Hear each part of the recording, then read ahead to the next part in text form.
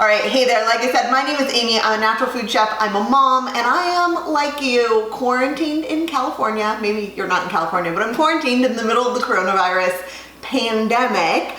And I am really doing my best to go to the grocery store less. So I know like lots of you probably are used to going to the grocery store multiple times a week. With my career being in food, I am normally going like, I try for 2 times a week, but it's probably more like 4 because, you know, it's convenient and I'm just gonna run in while I'm taking my kids to school or whatnot.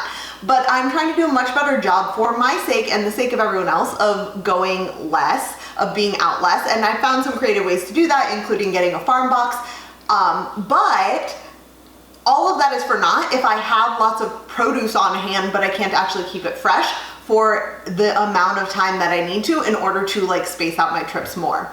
So I've been working on some of these systems for a while now, and I want to share with you today 3 different ways that you can keep produce fresh longer. And so the 3 ways I'm gonna cover is 1, just like simple storage in the refrigerator, easy tools that you can use to make your produce last longer. Number 2 is how to freeze your own produce. So here in the middle of coronavirus, a lot of the freezer shelves are empty, and you might be thinking like, but my kids love berries, or we want to make smoothies, or I'm just trying to keep things longer. What am I going to do? So I'm going to show you how to freeze your own produce without ending up with like a mushy ball. And then finally, I'm going to share something that's maybe a little bit more advanced, but goes way back. And it's all about fermentation. So I'll give you a high-level overview of why you might want to think about fermenting some things if having produce and the nutrients in produce on hand is important to you right now, and some really simple ways that you can actually make it happen with your real life and everything else you have going on. Sound good?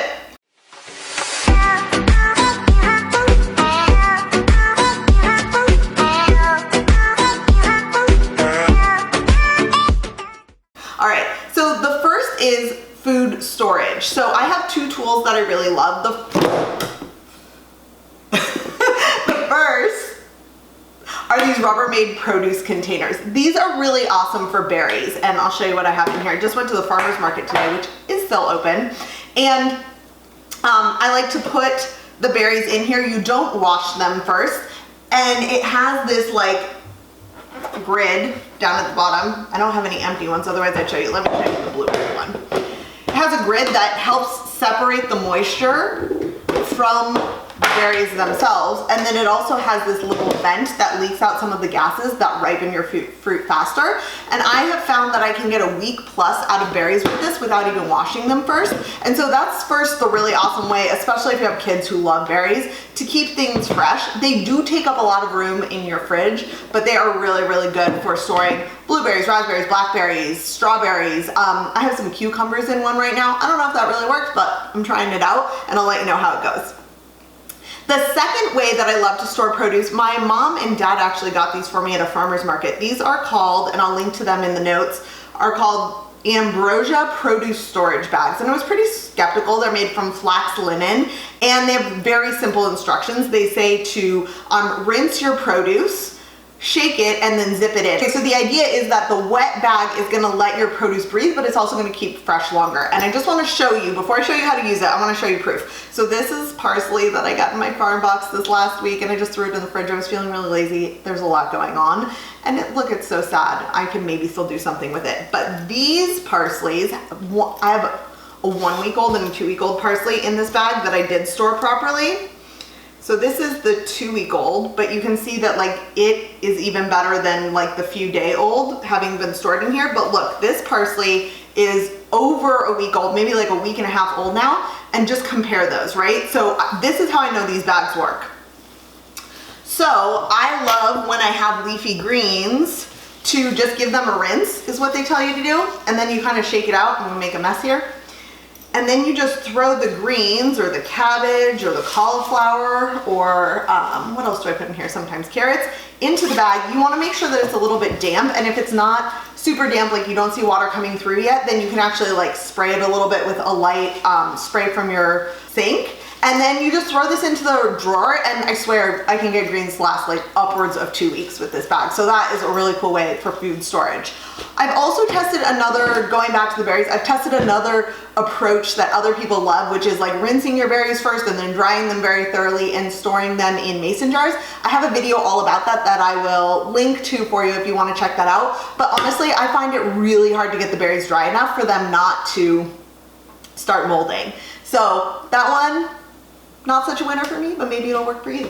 All right, for trick number 2, I want to show you about freezing fruit. So freezing is a time-honored tradition that people have been using for a long time, since before they even had freezers, just like using outdoor air, not necessarily with berries, but to keep lots of different things fresh. Of course, having a freezer in your home makes it a lot easier. So if you want to freeze your own produce, frozen produce that you buy from the grocery store is what's called IQF, individually quick frozen, I believe is what that stands for. And that's what keeps it separate so that it's not like mushed up in one ball unless you've let it melt and then refrozen it first. And the problem I find with most freezing at home is that people stick things straight into a freezer bag and then it's just like one big clump and it's really hard to serve. I love freezing blueberries because my kids will even eat frozen blueberries, so they will love this. And what I have here is just, this is a small cookie sheet lined with parchment paper. You could use foil or even wax paper for this since it's freezing. And then you're just gonna lay the blueberries out, making sure that there's room for them to, oh, here's the thing. Making sure there's room for them to spread out and not be touching. And then I will stick this whole sheet into the freezer, let it freeze until everything's pretty solid, and then and only then will I take this and dump it into a Ziploc bag, label it, and freeze it for the future.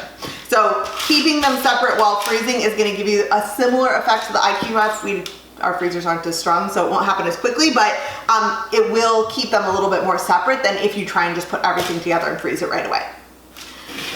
And my final tip, as promised, is around fermenting. So fermenting really is like the OG of food storage. It is the way that people have been storing foods that wouldn't otherwise keep for a long, long time. You can think of this with like cured fish, like bacalao, which is like in Spain, they salt crust fish and it keeps it for a really, really long time. And that has been their approach. Or like, also from Spain, I studied abroad there, but also in Spain they do like jamón serrano, which is like a cured pork leg that you can actually like keep on the counter because there's so much salt in it that it keeps the pork cured and fresh so that it doesn't go moldy, and then you can eat it for a long time.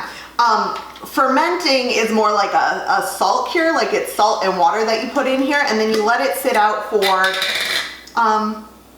a few weeks.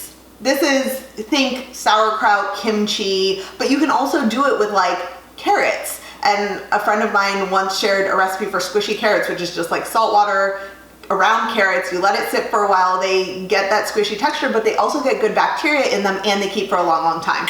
So this is a sauerkraut that I made with cabbage and fennel. I put a saltwater solution over it and then I weighted it down with one of these. This is like a glass weight, but you could really weigh it down with anything. The main thing is just to make sure that the veggies stay covered with the salt water while they're fermenting, and then you leave it out until it's fully fermented, and then you throw it in the fridge, and this will keep for like months until it goes bad. And so you have something that's not necessarily fresh, but it is still like real live produce that you can continue to consume over time.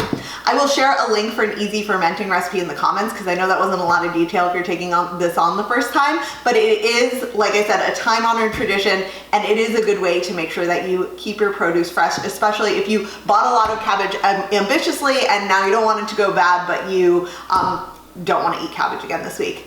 Fermenting might be the answer for you.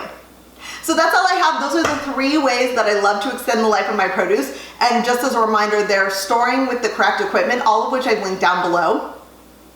Freezing, and for that you're just going to want to make sure that they stay separated while they're freezing. And then finally, some simple fermenting to keep fresh-ish food on hand and to get those nutrients from produce, even if you aren't going to get to the store in time to restock. I hope that this was helpful to you today. I'm coming out with new videos every day this week of things that I will be helpful for folks that are quarantined during the COVID crisis. But if you're watching this afterwards and things are back to normal, awesome. We can still do a great job of being good stewards of our produce, and I hope that you'll follow along with my channel, The Family Kitchen Coach. Thanks so much.